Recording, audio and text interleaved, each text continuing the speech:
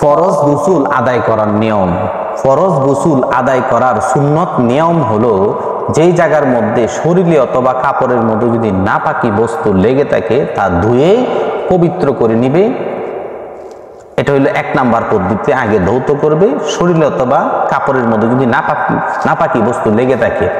2 number, সে ওযু করবে, মুখ ধোবে, হাত ধৌত করবে, মাথা মাসে করবে, কিন্তু পা দেওয়ার কোনো প্রয়োজন নাই। তারপরে শরীরের মধ্যে সে পানি ঢালবে। পানি ঢালার পর তার যখন গোসল শেষ, সবার শেষে সে পা ধৌত করবে, তার গোসল হয়ে যাবে। কিন্তু ভাইয়ারা আমার, এদিকে আপনি আমার বি কেয়ারফুল হতে হবে, লক্ষ্য রাখতে হবে, ফরজ গোসল মানুষের হিউম্যান বডির মধ্যে যদি 1 চুল পরিমাণ যদি কোনো অংশ যদি না ভিজে, তাহলে ফরজ গোসল হবে না। এই সম্পর্কে কি করণীয়? আপনার কানের যে বাজ আছে, ছিদ্র আছে, সঠিকভাবে আপনার পানি পৌঁছাইতে হবে। চুলের প্রত্যেকটি গুড়াই গুড়াই মহিলারা পানি পৌঁছাইতে হবে। নাভির যে প্যাচ আছে, নাভির ভিতরে সুন্দর করে পানি দিতে হবে।